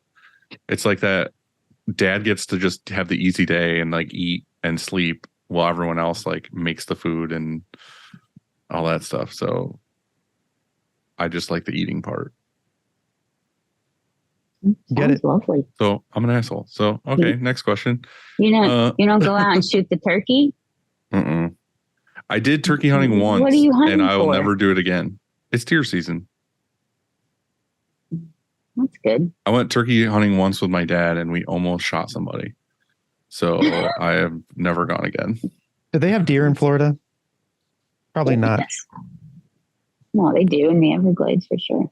The alligators. They're everywhere. animal. The gators. I mean, not like no, the pythons eat the gators. Have you seen those videos? Mm-mm. Oh man, you're in for a treat. I'll send you some. Okay, cool. Thanks. You're welcome. So I do what I can, but there are deers, yeah, here. Back to screen printing real quick. What is your plan for next year as far as like, I feel like all of us as owners get to that point of like the end of the year, like, okay, I want to do this next year. I'm going to hire this person. I'm going to buy this piece of equipment. This is what I'm going to do to upgrade. What's your plan? Definitely shout out Christina and implement, shop software. So it's kind of streamline how I send out, invoices and orders and stuff that I can eventually, have someone else do because it's not stuff that's in my brain. So that's definitely like top on the list. I want to actively like pursue and more of like growth in the way of a certain type of clientele that I know will be consistent work. I never really had to, and I don't want to advertise or cold call or anything like that, but I think like that reaching out to contacts really helps. Just be like, hey, like this is what I'm due if you're interested, kind of thing. Like not sales, I guess. So that's one. And then I'm gonna really give a lot of what you guys said some thought. Like I think you're right. Like maybe go more towards the office getting help in and instead of the press. So that's in there now. You just have so much more time to focus on printing and get more printing done if you're not spending half your time in the office and half your time on press. Yeah, that's true. That's true. I mean, I don't really draw anything. I send out vectors and just set them. So the art's not that hard, but but definitely emails and quotes and stuff, mock-ups could be included all in one and kind of there for reference without me having to know, oh, what was that named, or not needing me there would be ideal.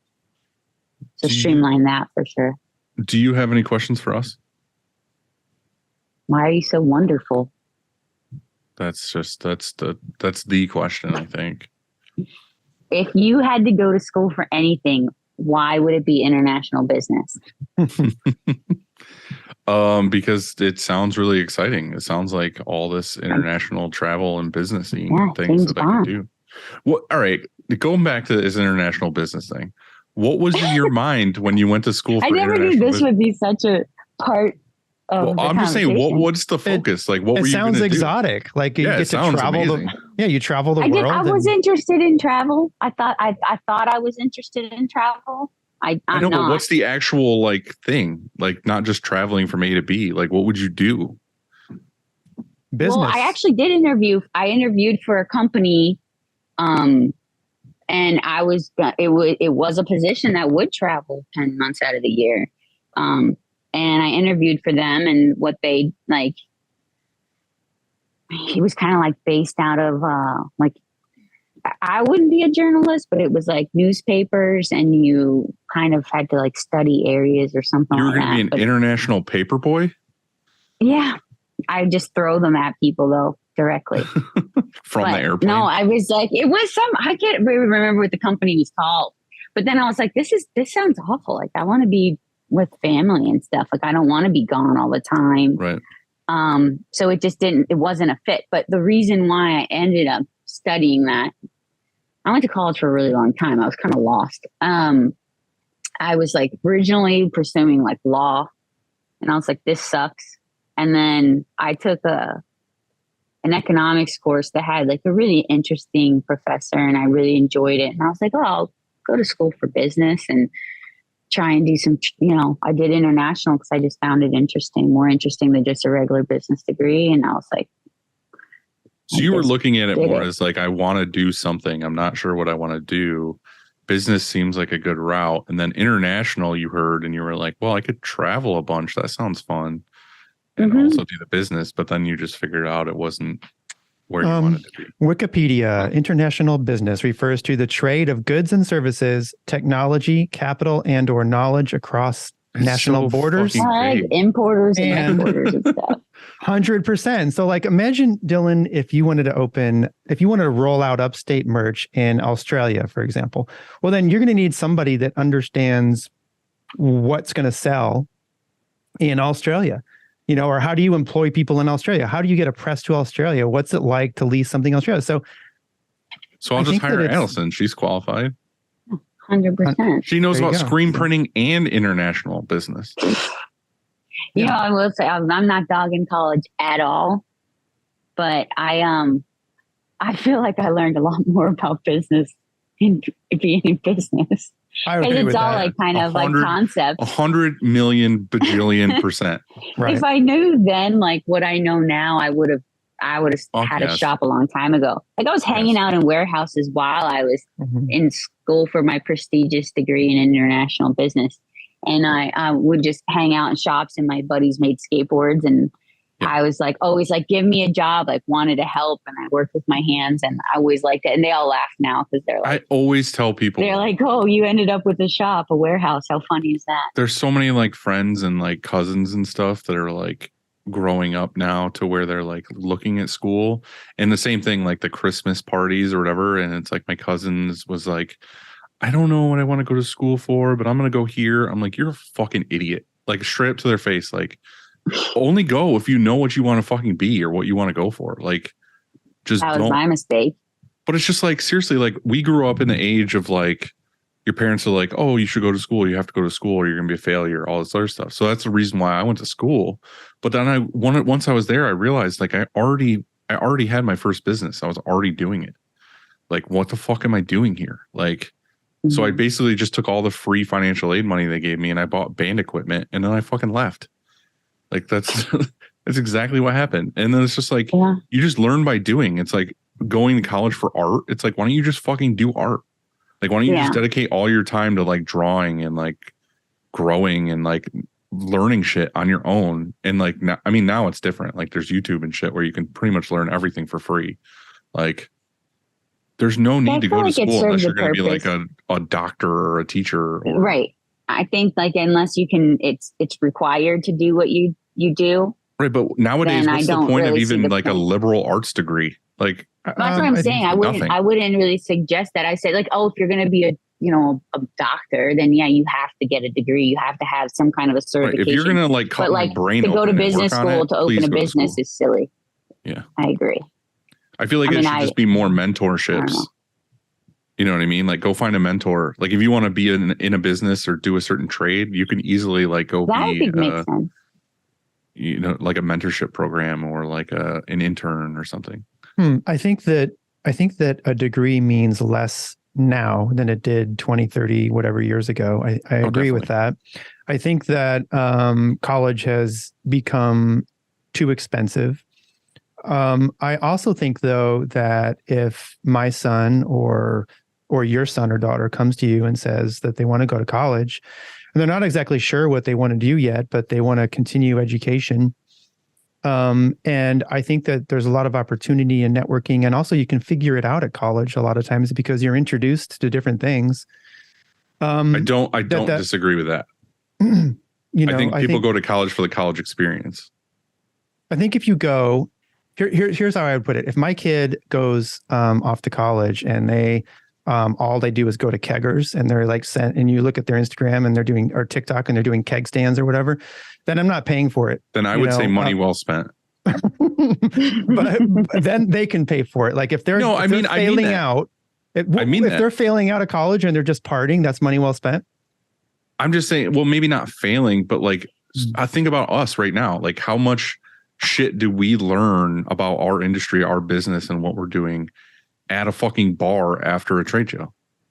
Okay, well, sure. I want them. I'm just saying, say you go to Cornell or whatever, and you're like, okay, my roommates and these people I know from my dorm, we all partied together. Fucking at least 50% or more of those people are going to go off and do great things or and something. You'll have a connection. Yeah.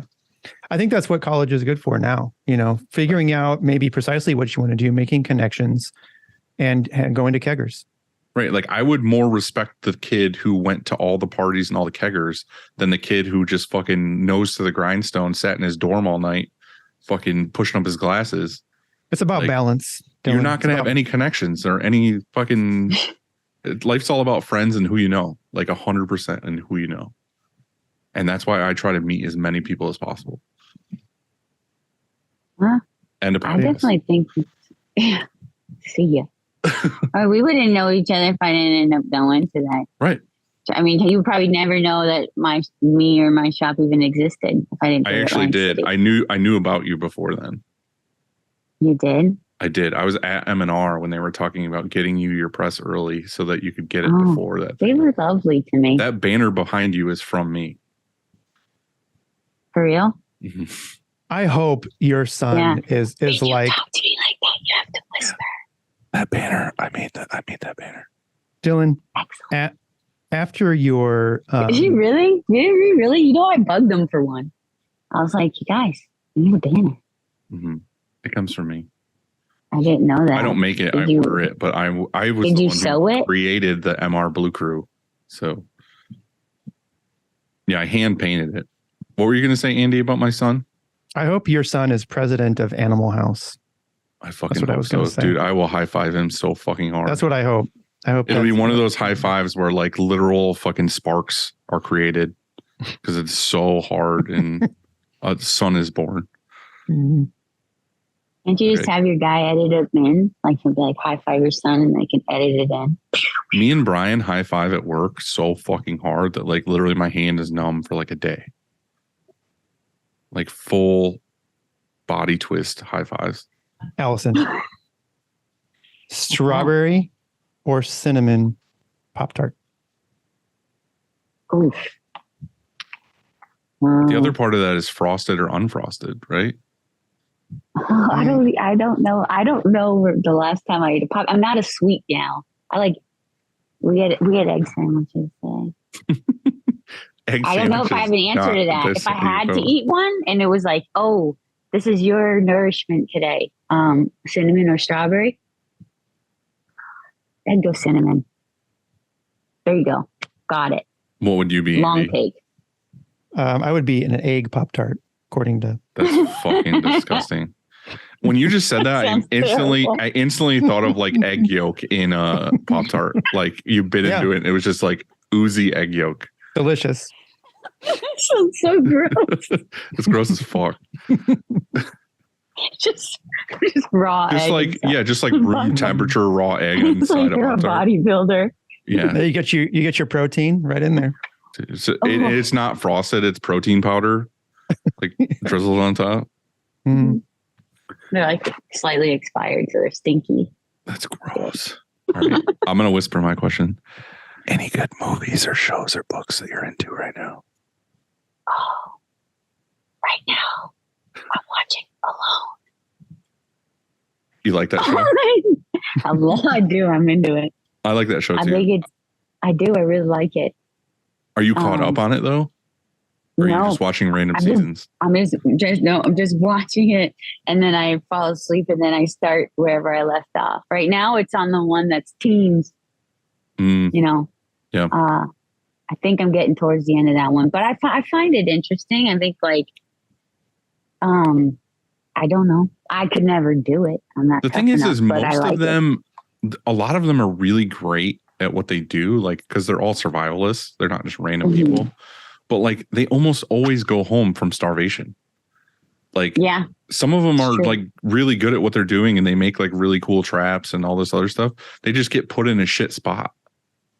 They're like, oh, this guy's really good at hunting and trapping, but let's put him in this like area of just like barren lands of rocks. And it's like, then he just goes home because he starves to death. And it's like the weather and stuff changes. So like they'll be like, yeah, killing it, catching fish, and then all of a sudden there's like no more fish in that area. Right, exactly. So that's what I mean. It's like it's rough. It's like luck of the draw, that show. I feel like it's definitely skill, but it's also like it's just luck of where you get put. Mm-hmm. My favorite are like the whiny assholes that go home on the first day. Like they like slip on a rock and they're like, "Oh, my ankle! I couldn't possibly continue." And then they call. They didn't know what they got themselves into. This is ridiculous. All right, I'm going to change my question to: if you were on the show, where do you get put? Where do you want to go? On alone? Yeah. That show? Oh boy. I don't know. I don't think I could. I think I would die. I'd be so fearful. I wouldn't make it because most of the time I don't want to hang out with bears or like wild cats. I feel like I could totally do the hunting and the like living and making a shelter. I just couldn't live because I'm allergic to fish. And most of these people survive on fish. That seems like so the like only I would fun just part. die. Right, but I can't eat it. You would eat bugs, like grasshoppers. I just eat fucking grubs and shit. Oh man. Well, there was like one season where they were like trapping rabbits and stuff, and that's what they ate more than fish. This one I'm watching happens to be like really fish oriented. The problem is with all the rabbits. The only fun part is the fishing. They catch so many rabbits that the fox and all this other stuff like realizes that they're catching rabbits and they start eating all the rabbits. Yeah. So they get screwed. Yeah. All right. We're hyping up Alone too much. So if you haven't watched it, you should check it out. Maybe they should sponsor you guys. That'd be awesome. Come on, Discovery. We could do this show in the woods alone for fucking 100 days. Mm-hmm. Andy, you skipped that question. I did, yeah. I changed my question. So all right, I'm going to change your other question to what is something random that brings you joy? I like this question. Ooh. My example a couple episodes ago when I asked this was driving and seeing like a group of birds together on like a light pole because they're fucking like shooting the shit. We'll come back to it. Andy, ask your next question. Give me a minute on that one because the random part threw me because I have a lot of like things that bring me joy, but I don't know that they're random. They're usually pretty. I just think it's more interesting to hear of like weird things that like people see and they smile and they're like, oh, that's fucking. I love when that happens. Here in Florida, there's quite a bit of that kind of random stuff that happens. What's for dinner? Egg Pop-Tarts. Yeah. Yeah, we're all eggs. We got a lot of beer probably. And what do I got in the shop fridge right now? I got some soup. That's disgusting. Christina dip and chips. I'd rather an egg Pop-Tart. Dylan loves soup. He loves soup. Oh yeah, you hate soup. I forgot. I've heard this on the show. You hate soup. Yeah. It seems bizarre. Like it's at the point where it's not even like hating soup. It's just that like I'm spite hating soup now because it's just so shitty. Soup's delicious. In fact, it's the perfect. You look like you eat soup wearing that hat. It's like you just had some soup. Stew. I want it. I want it thick. I want gravy with chunks in it, not water with chunks in it. Well, there's a lot of thick soups. Mm. You're a fucking thick soup. Did you see that I'll give shirt? You thick soup. Did you see that shirt that I think it was Poor Morgan or somebody showed us or tagged us in on church on our Instagram? I don't remember. It just said soup eating fuck machine. Yeah, I can't wear it. And it was like the perfect. Well, yeah, no, you should. You need to wear that shirt. We could change it to stew eating. Yeah, stew. Yeah. I would 100%. I would 100% wear that. That would bring the joy. Random joy would be That's people's your- reaction of you reading go. my shirt. Well, there you go. Just Circle sort of back. seeing like an old lady or something, and she's Do like, you guys know any screen eating? printers that can make me one? No. Mm. We'd mess it up. We'll use DTG. Yeah. All right. Do you have a random thing that brings you joy or no? I think she just said Soup that eating shirt. fuck machines. Yeah. 100%. Okay. That's good. I like that. That's all I We'll roll need in with it. life. Oh, okay. Yeah, this is an excellent question. You're on a budget. You're getting an auto. You have X amount of money to spend. You either get 2 more print heads, like 2 more arms, or a tri-lock. Well, 2 more print heads is going to be way more than a tri-lock. I think it's like $5,000 a print head. So that's 10 grand versus $2,500. I get 2 more print heads because I can buy a tri-lock later. Definitely 2 more. That's what I did. After I bought 2 more print heads, I didn't have any more money left over to get the tri-lock, and I took it off the order form. I feel like a tri-lock is I- one of those things that you see pop up enough on like Facebook Marketplace or like a print group or something. You should just snag. Well, here's another question for you, because you guys do different clientele than me, right? If you're doing 2-3 color jobs for the most part, it's very rare that I have like 7 colors up on my press. Just not my clientele. I do sometimes, but if you're doing those jobs and you come from print, and I've manually printed for so long, like registering a couple of colors is pretty fast for me. So like don't you have to take off the palette, put the tri-lock palette on, use these special sheets to burn your screens? Do you think you're saving time at the end of the day? In somebody like me. A fuckload of time.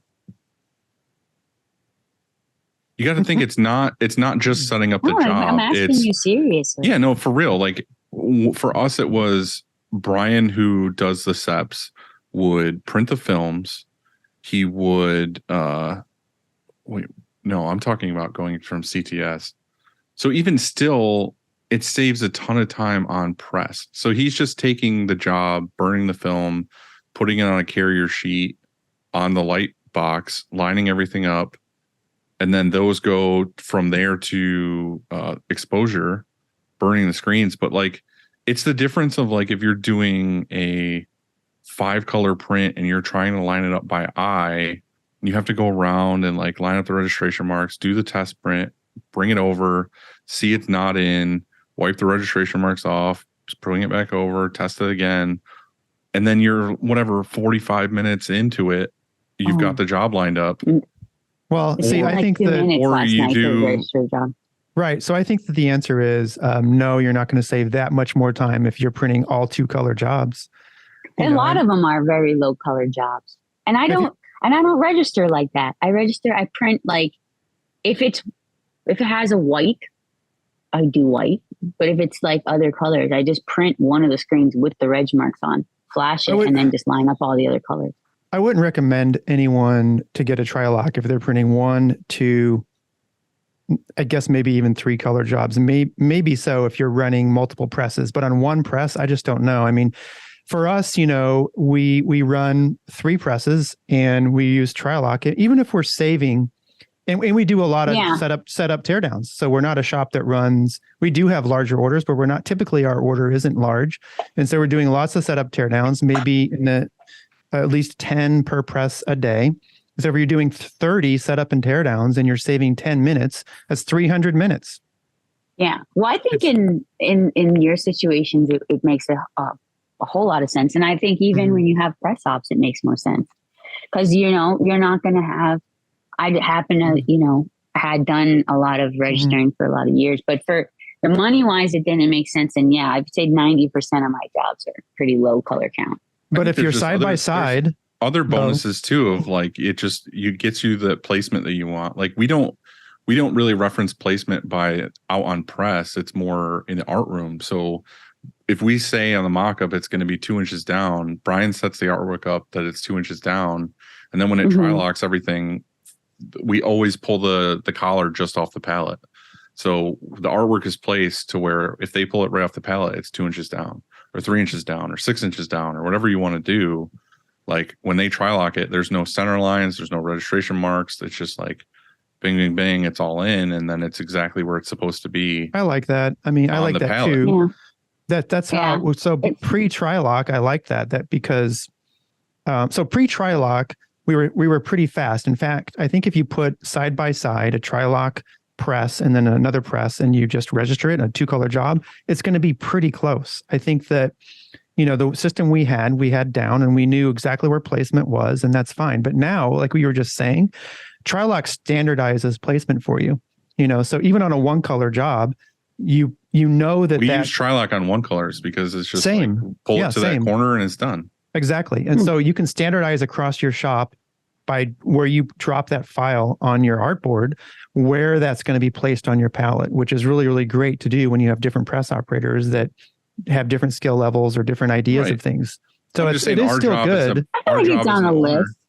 Our job as an owner is to standardize things and get things processes to where it's uniform throughout the shop, and not like you, Allison, are on one press and then you hire someone else to run another press. They don't have the skill set you have. That's what I'm saying. I would definitely want it by then. Yeah. Right. But I'm just saying, like, if it's not just you and it's other people, like, you want to make sure that, like, okay, if I have 6 press ops out there, set up, tear down, 100%. the way we do things is all the same. In that situation. Yep.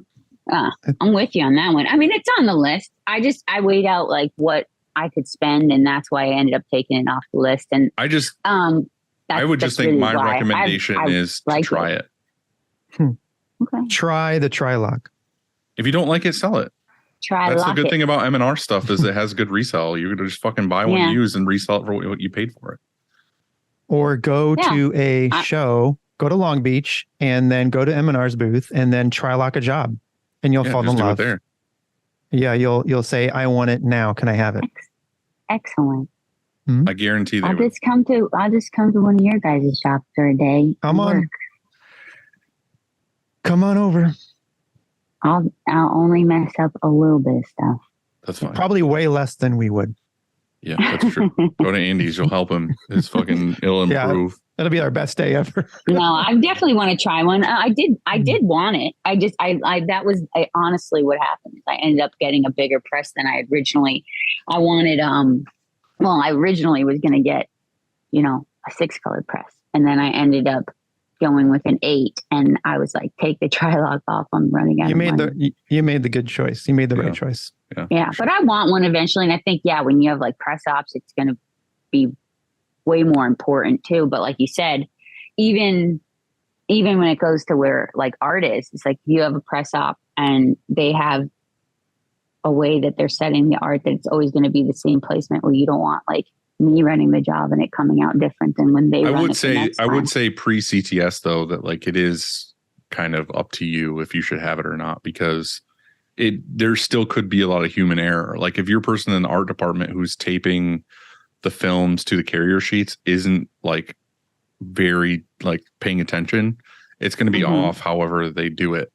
You know what I mean? It's going to be off how they tape it. It's going to whatever.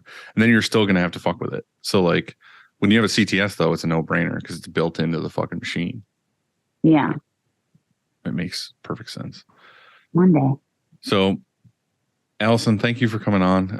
We appreciate you, and you have an awesome thing going. And I'm glad you guys are safe and warm and happy and still printing and doing all the great things. No, I mean, thank you guys.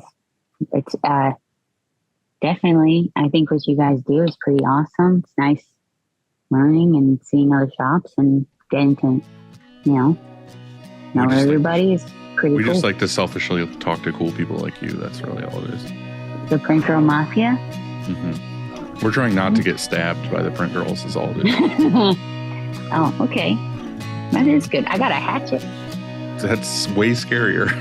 Look, I told her, it's like, look, random stuff at the shop. Can you see it? I just got to be faster than you getting it out of its leather case is all. I don't know. We had a bunch of them in the truck after the storm. It's crazy. All right. Well, enjoy the rest of your day. Thank you, guys. Thank you. We'll see you later. Bye.